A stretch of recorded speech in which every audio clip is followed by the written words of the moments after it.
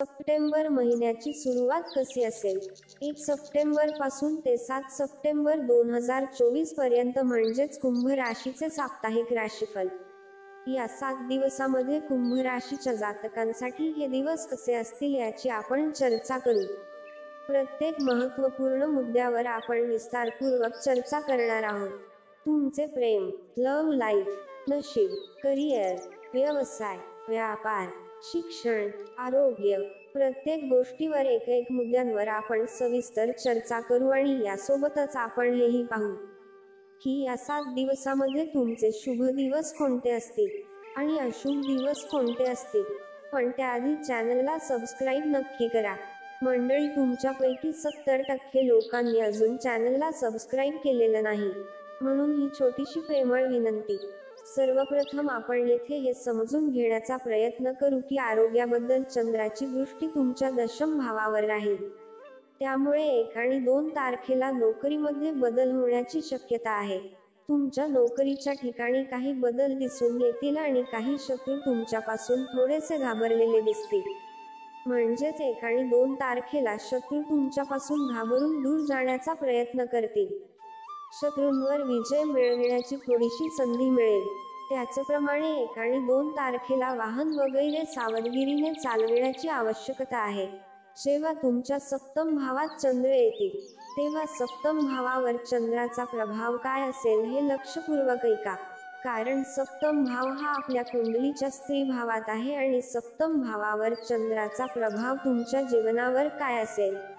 कारण सप्तम भाव हा आपल्या दाम्पत्य जीवनाचा वैवाहिक आहे. सप्तम भावावर चंद्रदेवाचा प्रभाव असेल, त्यामुळे तुमचे पत्नीशी संबंध खूप चांगले दिसून येतील. 2 आणि 3 तारखेला पत्नीसोबत तुमची ट्रॅव्हलिंग किंवा यात्रा होऊ शकते. पत्नी तुमच्या कामात मदत करू शकते.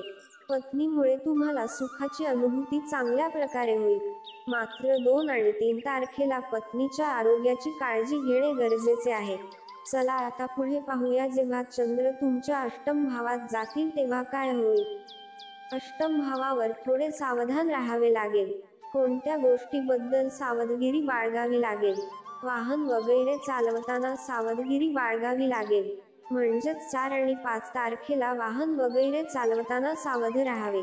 त्याचप्रमाणे कुटुंबामध्ये थोडेसे चांगले संबंध, मधुर संबंध ठेवावे लागतील. 4, 5 आणि 6 तारखेला कुटुंबामध्ये जितके होईल तितके मधुर संबंध ठेवणे चांगले राहील. तसेच अष्टम भावावरून चंद्राची दृष्टी तुमच्या धन भावावर असेल, त्यामुळे धनाची स्थिती चांगली राहील, उत्तम राहील. परंतु कुटुंबामध्ये थोडेसे सावधगिरीने चालावे लागेल. चला आता आपण प्रेमाच्या बाबतीत बोलूया की पुढील 7 दिवस तुमच्या प्रेमासाठी कसे असतील. मागील 7 दिवसामध्ये तुमच्या प्रेमात काही धोके येत असतील. तुम्हाला प्रेमात धोका मिळालेला असेल, भांडणेही झाली असतील आणि कदाचित तुम्हाला नको असतानाही समोरच्या पार्टनरशी बोलावे लागले असेल. या काळात काही लोकांसाठी धोका मोठ्या प्रमाणात तयार होण्याची शक्यता आहे. पुढील 7 दिवस प्रेम संबंधांसाठी चांगले असतील, परंतु येथे थोडा मानसिक ताण, डिप्रेशन येऊ शकते. त्यामुळे यावेळी तुमच्या कामावर लक्ष केंद्रित करणे तुमच्यासाठी चांगले ठरेल. प्रेम मिळेलच, पण त्यासाठी तुम्ही तुमचे लक्ष तुमच्या कामावर ठेवावे.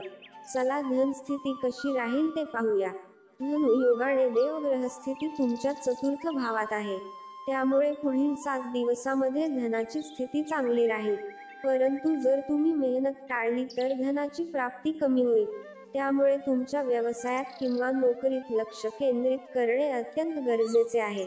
तसेच मंगळ तुमच्या पंचम भावात आहे, बुद्धीच्या स्थानावर आहे. त्यामुळे व्यवसाय चांगला चालेल, परंतु काही प्रमाणात संघर्ष करावा लागेल. आरोग्याच्या बाबतीत तोंड आणि दात या संबंधित समस्या येऊ शकतात. थोडासा तापाचा त्रास होऊ शकतो. शत्रूंवर तुमचा विजय राहील, पण सावधगिरी बाळगावी लागेल. या महिन्यातील शुभ आणि अशुभ तारखा. 1 आणि 2 तारखा अशुभ आहेत. बाकी 3, 4, 5, 6, 7 शुभ आहेत. शनिदेव महाराजांची आराधना करा. मित्रांनो, अशाच प्रकारच्या माहितीपूर्ण व्हिडिओसाठी आमच्या चॅनलला सबस्क्राईब करा आणि बेल आयकॉनवर सुद्धा क्लिक करा, म्हणजे आमच्या नवनवीन व्हिडिओचे नोटिफिकेशन तुम्हाला मिळत राहील. धन्यवाद.